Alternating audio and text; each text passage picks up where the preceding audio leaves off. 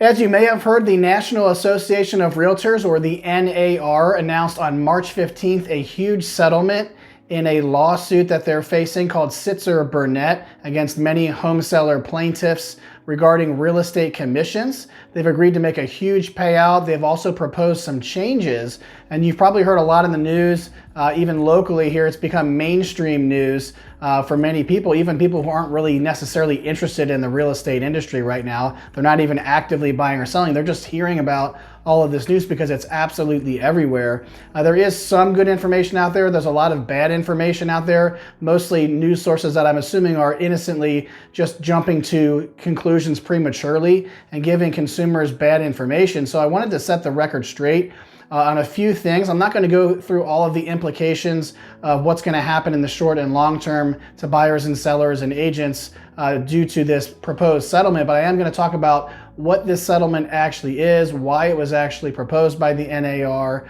and what's the purpose of it in general, and what are some of the proposed changes and what's going on right now that's actually going to change. So I'm going to jump into all of that here. I'm going to share my screen with you so it's a little bit easier for you to follow all of the information here. Again, these are just the facts on the NAR settlement that was announced on March 15th. So let's jump right in here to the facts about the NAR's proposed settlement. First of all, what is it? It's a proposed settlement agreement between the NAR, which is the National Association of Realtors, and the plaintiffs of the Sitzer-Burnett case. And also it's going to cover other copycat cases which have come up in response to the guilty verdict in the Sitzer-Burnett case. Again, they are planning on appealing that, but we'll talk in a minute why that's not their solution here, why they're proposing a settlement. Now, this is subject to court approval. So this is a proposed settlement. It has not been finalized and has not been approved by the court. Secondly, why would the NAR want to settle? So as we mentioned, appealing the guilty verdict is an option, and they think that they would win that case, but it wouldn't actually protect the NAR or other brokerages, large or small, or agents even, against any other lawsuits that are currently going on or that would be presented in the future. So they didn't want to go with that option. Chapter 11 bankruptcy for NAR would have been an option to protect them financially, just NAR, but it wouldn't protect any other brokers or agents, and it would only be a temporary solution as well. Other defendants wouldn't be protected, and uncertainty would continue. So that's one of the main things they were trying to prevent, is just the uncertainty that agents and their brokers have, and just the general public, whether you're buying or selling a home. It's very unsettling to not know what's going to happen here in the future with the real estate industry. So their words I have here in quotations in terms of the purpose of the NAR's proposed settlement: secure a release of liability for as many members, associations, and MLSs as we could. This verbiage comes directly from an email that the NAR president sent to all agents, all members of the NAR, which are technically called realtors. That's where that term comes from. But this is what they want to do. They're releasing liability for members, associations, and MLSs. This would include all association-owned MLSs, so that we're to assume that ones that aren't owned by associations wouldn't be protected by that. I'm not sure which of those that would affect or how many there are. It would include all brokers with an NAR member as a principal, which just means that for those brokers who have managing brokers or principals, as it's called, that aren't a member of the NAR, it wouldn't actually protect them. And that had residential transaction volume in 2022 of $2 billion or below. So there are some large brokerages, many of the nationwide brokerages with thousands of agents, that actually would not be protected by this settlement, so that they would actually have to do their own settlement or fight or appeal in court as well.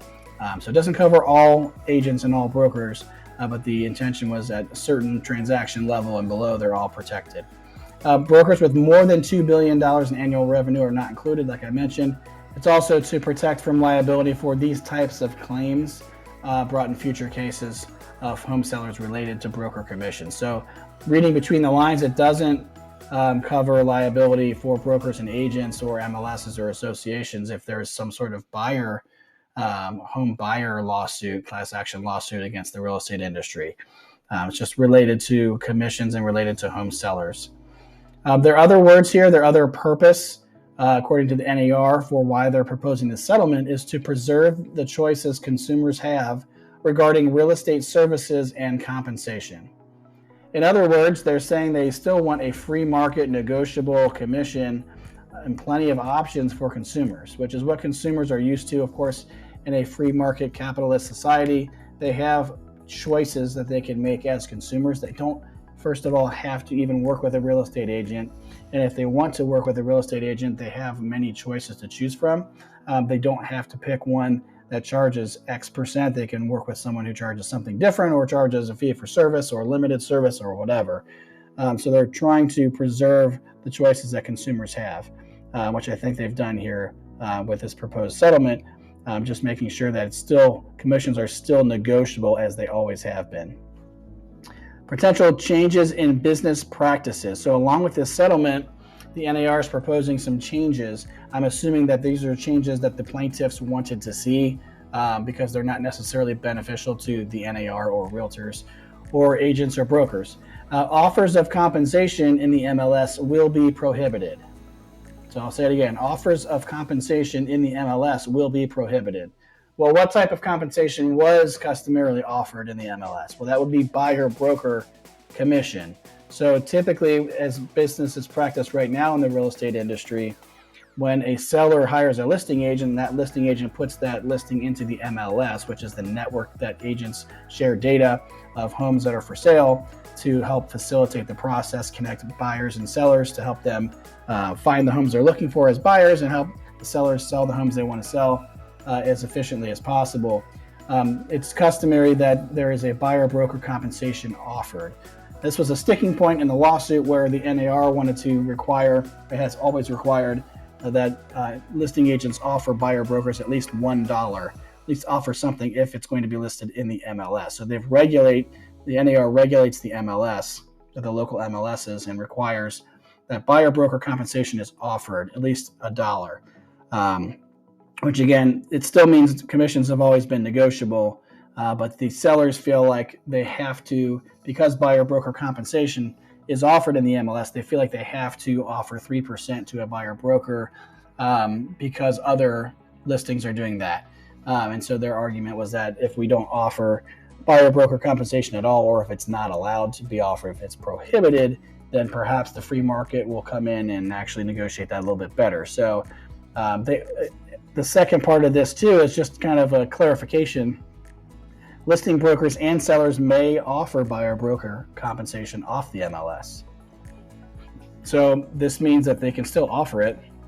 They can still publish it on their own websites, or they can talk to agents or buyers directly on the phone, or they can send out emails or texts or whatever they want to do, whatever strategy, whatever media channel they use.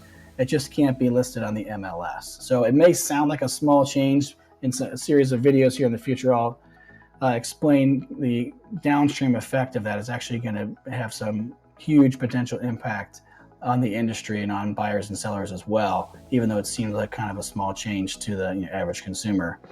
Also, MLS participants. So again, this is just for MLS participants, which is most agents, but it's possible if agents don't want to be a part of the MLS anymore, they wouldn't be subject to this, and they also wouldn't be subject to this change here if they're not putting their listing in the MLS.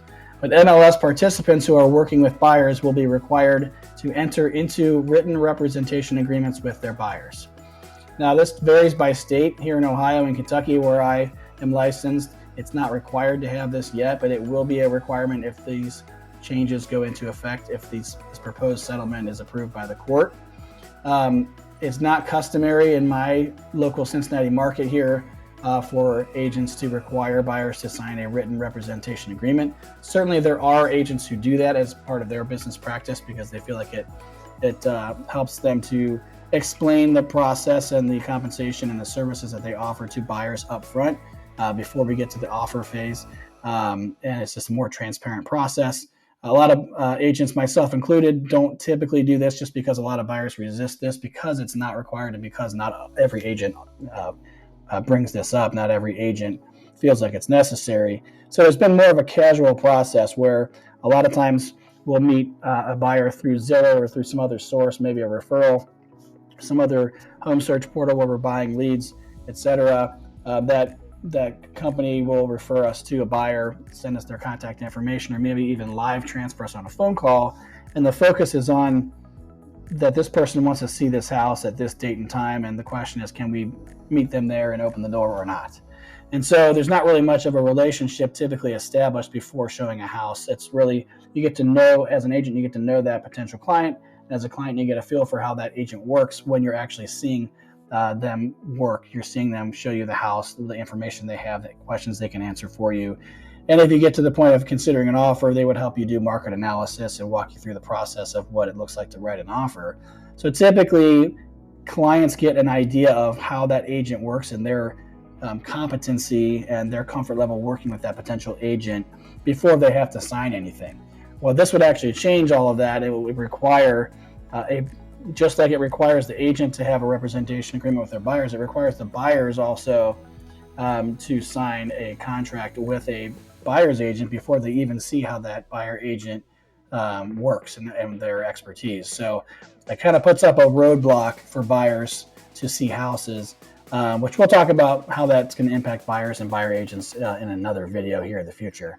Some of the other terms of the settlement here, these are just kind of the numbers. The NAR agrees to pay $418 million over 4 years. Now, it wasn't clear to me in the email that I received as an NAR member who that goes to. I'm assuming that's to the plaintiffs of the Sitzer-Burnett case. I don't know if that's also going to go to other plaintiffs of the copycat lawsuits or not. That's certainly a lot less than the $5 billion plus amount that was actually quoted with the original guilty verdict that would that NAR plus the other large brokerages were on the hook for potentially. Now, there have been some brokerages that actually settled before the verdict, and now some that have settled since this proposed settlement as well. So we'll see how that all shakes out. But the NAR continues to deny any wrongdoing. So again, they're not saying that they admit to any fault here. They're saying they really haven't done anything wrong at all.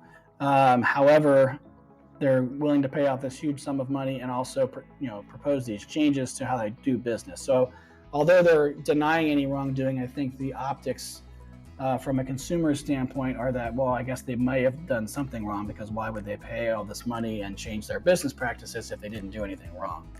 The answer to that question, which is a good question actually, is right here, the purpose. So that they could have, and actually up here in why settle, they could have appealed the verdict, but that wouldn't protect against future lawsuits. They could have filed bankruptcy, but that would only protect them. They're trying to protect all of their members, which also protects their existence as well, because if they don't have members, they don't have an existence either.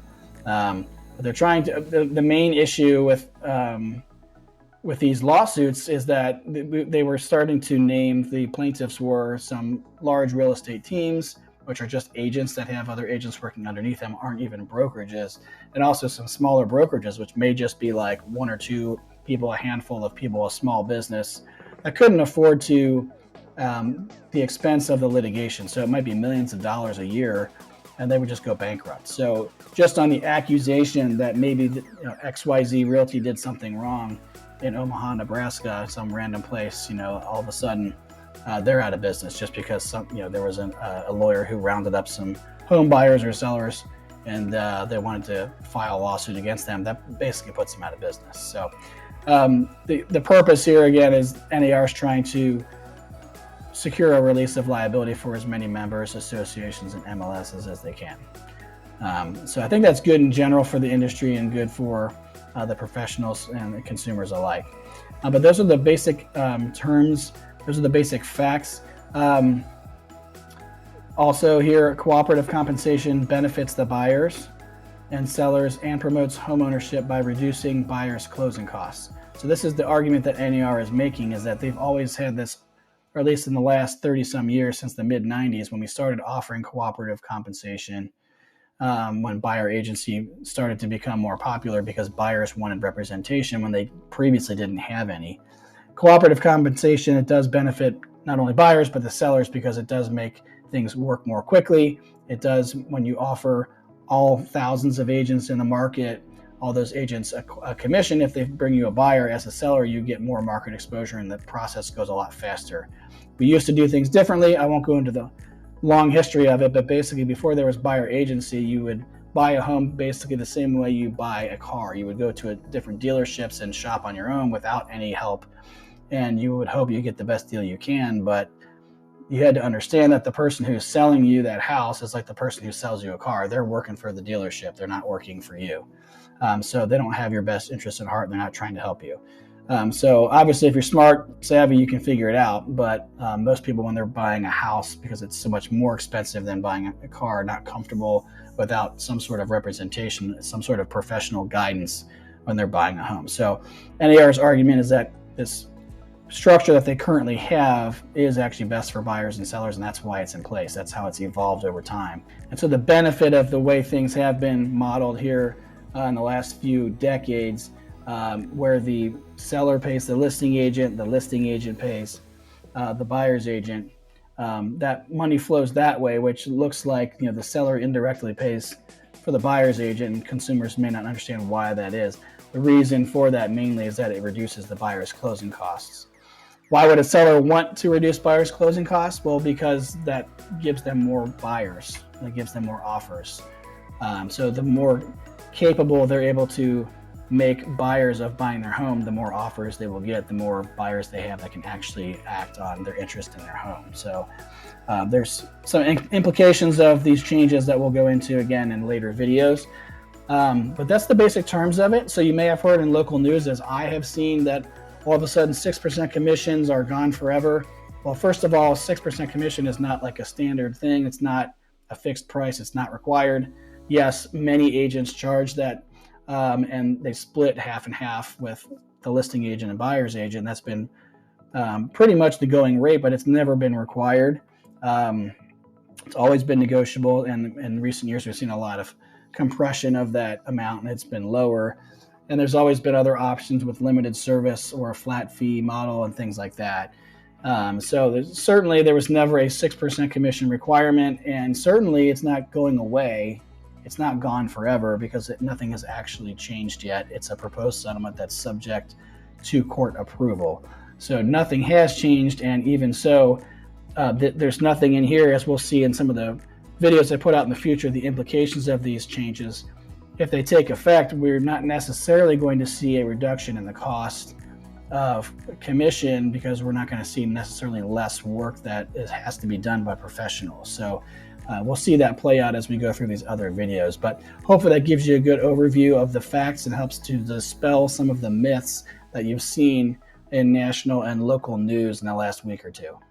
So hopefully that makes it a little bit clearer what's actually going on with the NAR's proposed settlement. The big takeaway is that nothing has actually changed yet. The court hasn't approved this proposed settlement yet.